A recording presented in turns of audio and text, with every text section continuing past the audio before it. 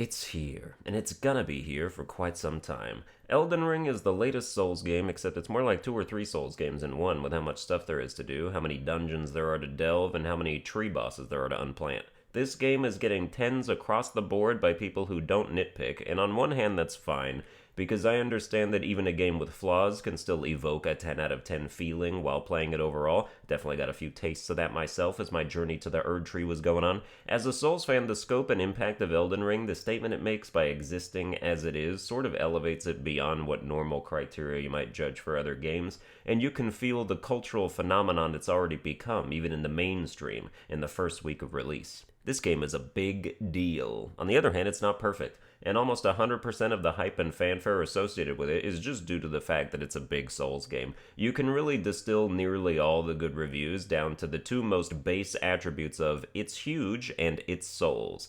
Elden Ring has a lot of super cool boss fights, but it also has multiple bosses reused multiple times, some upwards of 8 or more. There's a lot of Erd Tree avatars, ulcerated tree spirits, black knife assassins, and death birds, just to name a few, and the variations, if they even have them, aren't that different. Elden Ring has a dung load of awesome weapons, talismans, spells, and weapon arts, but many are hidden in a vast open world that's functionally emptier than it seems, since even though it's filled with locations and bands of enemies, most places that aren't important enough to have their own map symbols also aren't important enough to hold anything of value, and groups of enemies will frequently be guarding nothing at all and thus have no point to even be engaged with. We'll get more in depth about certain aspects of the game, but this review isn't going to pretend it's flawless like many of the mainstream outlets are doing, only for the same outlets to probably start publishing think pieces on why it may have been overhyped a couple weeks later. I don't think Elden Ring is overhyped. I think it's getting pretty much what it deserves as far as the cultural impact is concerned, so now let's talk specifics.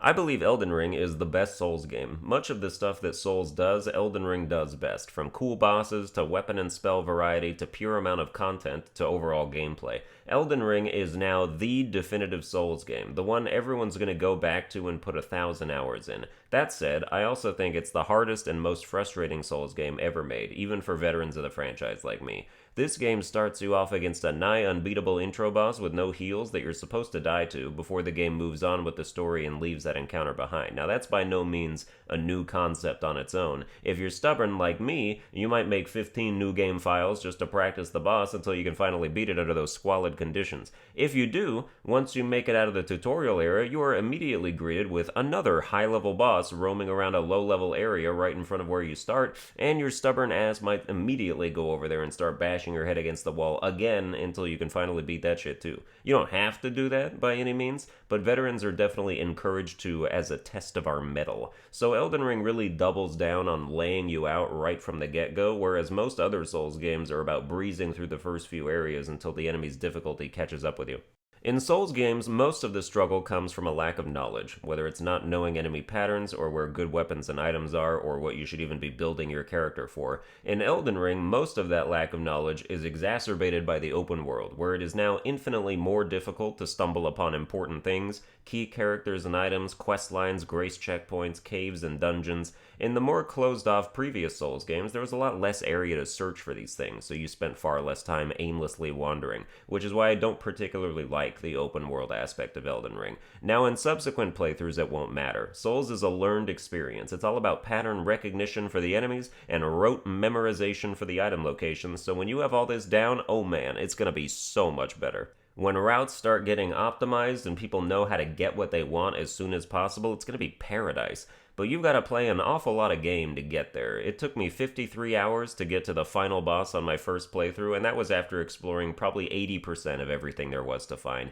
And granted, that feeling of being underpowered or lost doesn't persist the whole game. You will eventually find something worth reinforcing, and things will start locking into place sooner rather than later. But sooner still meant over 11 hours for me, because I didn't want to waste smithing stones reinforcing some garbage. Good weapons do exist in the first area, but they're not easy to run into in my experience without knowing where to go preemptively. I want to talk more about the open world now. I said I didn't like it overall, but to me it's missing one key aspect that would make it so much better. It should have Skyrim's compass, where location outlines pop up on it as you get close and then reveal themselves once you're there. There can be a lot of dead space between discoverable locations, and they are easy to miss. I missed half of them in the first area my first playthrough, and I looked. I spent hours doing perimeter checks on cliff sides, running by mountain walls looking for cave openings, traveling to places on the map that look look like they might have a dungeon there, but usually didn't, and I don't find that shit fun or exciting at all. When I did find a location, it was a sense of relief that I could finally stop wasting my time and play the actual game.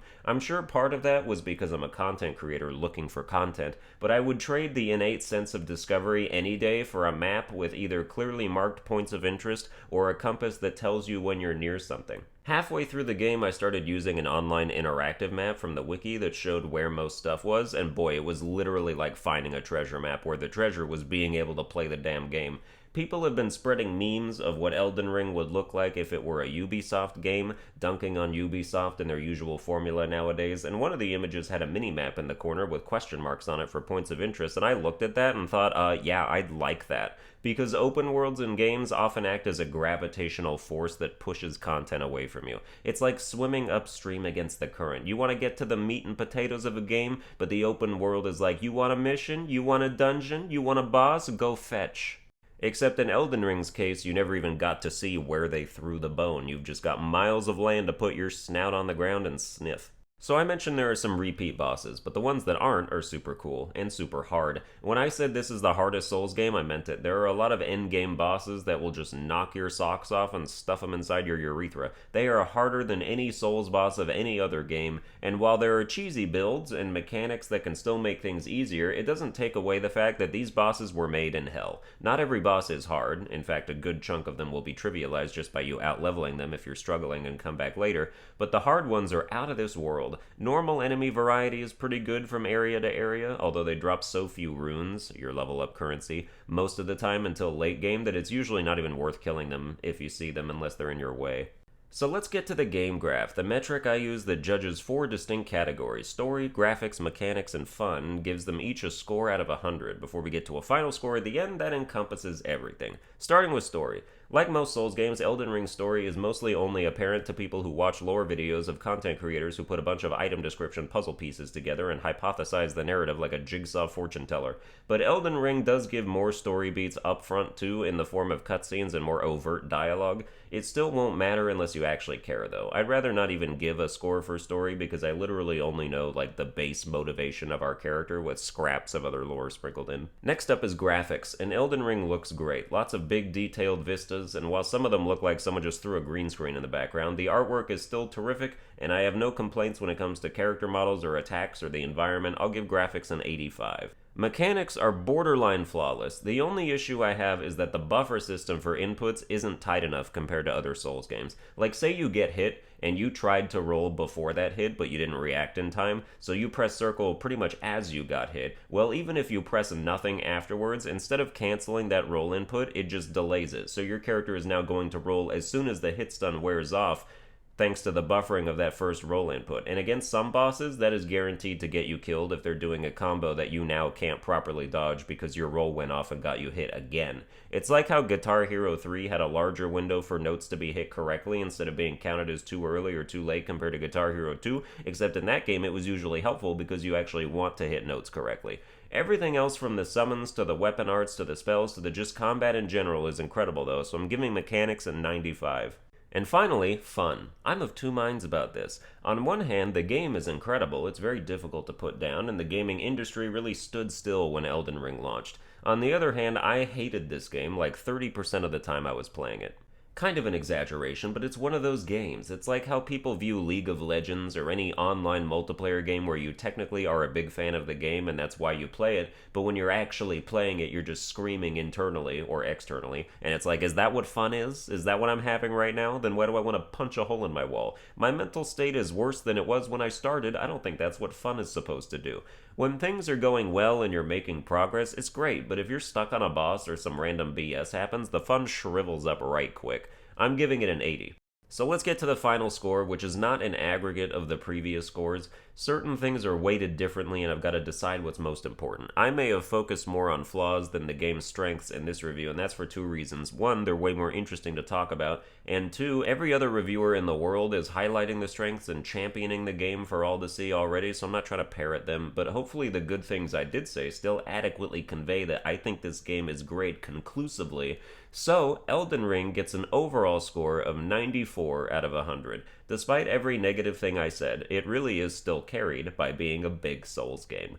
Well, that's going to do it for this review. I hope you enjoyed it. If you did, you can like, share, and subscribe. I'm streaming Elden Ring on Twitch at twitch.tv/SunburnedAlbino usually every other day. Watch all my other videos with the lights turned off and the sound at max volume, and I'll see you guys next time.